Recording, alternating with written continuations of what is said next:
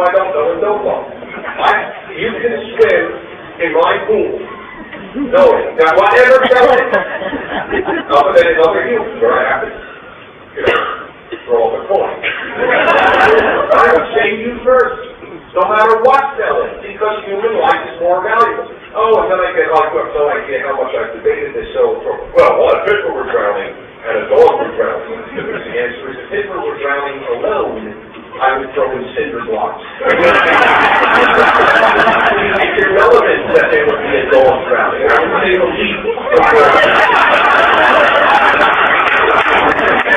This is very important. People don't understand what happens. Secularism leads to results. Jews are enamored of secularism because they're so angry at religion, whether it's Orthodox Judaism or Christianity.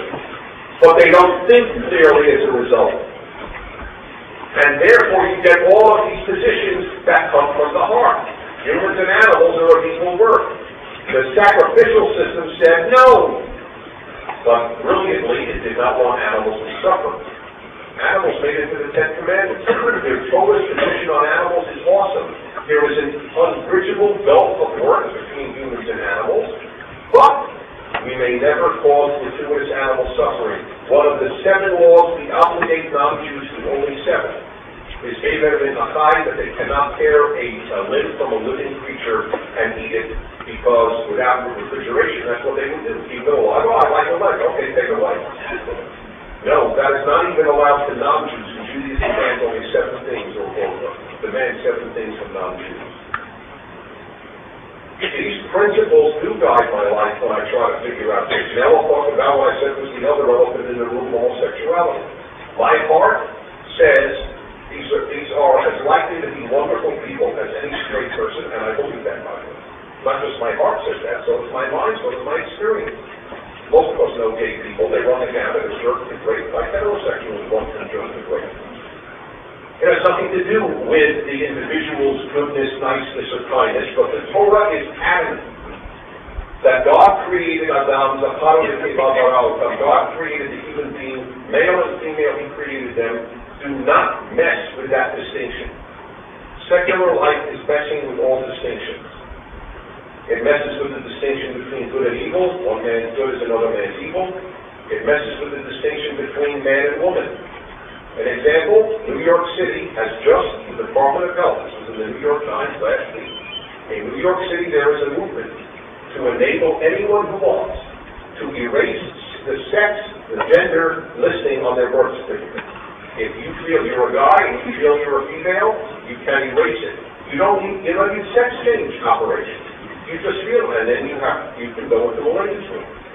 You are, California law passed that if a man decides to start wearing dresses to work, he cannot be fired if he gets what I think a $50,000 fine.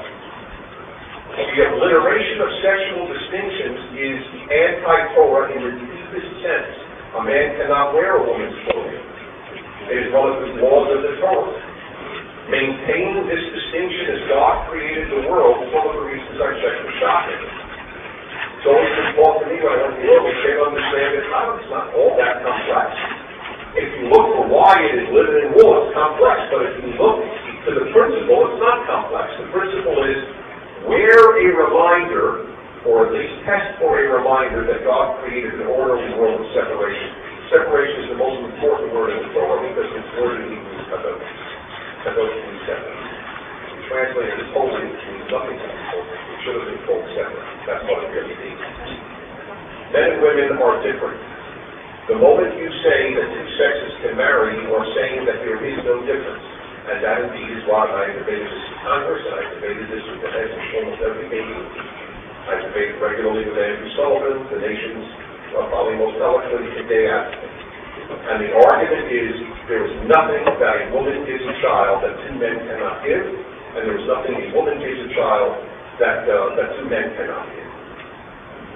Sex is no longer significant. It's sex meaning gender, not sex meaning the act.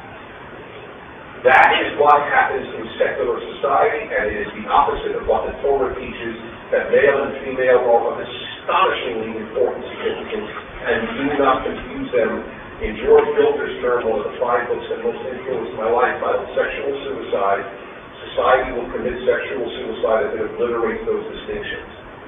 Those distinctions are of unbelievable significance. And when we act like there was no difference between men and women, and that, after all, is what the secular university teaches. That's why the president of Harvard was thrown out, because he dared suggest that men and women have different brains. Something everybody who isn't at the university knows. It takes a graduate degree to believe men and women are basically the same.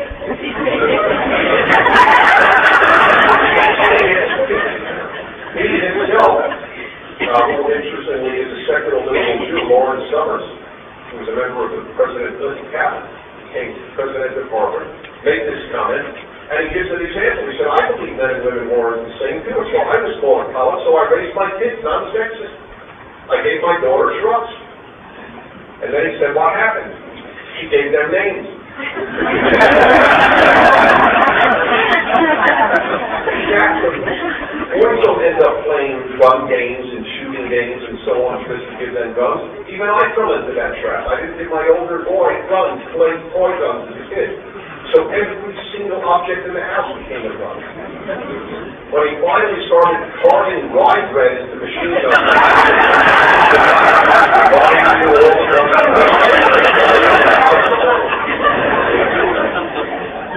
there was a story, a Columbia University woman professor was spoke me on my show. Columbia University professor wrote a book on men and women. She said a friend of hers, also New York, most sophisticated individual, decided not to raise their kids sexist, and they gave their daughter one Christmas. They gave their little girl trucks.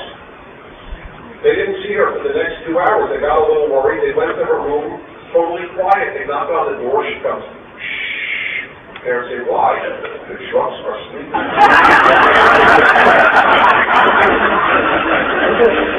Hey, boy, ever put a truck to sleep?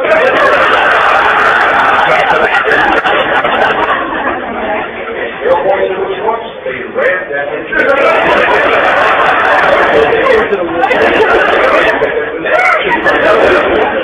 Give a boy a doll, it's harmless for them.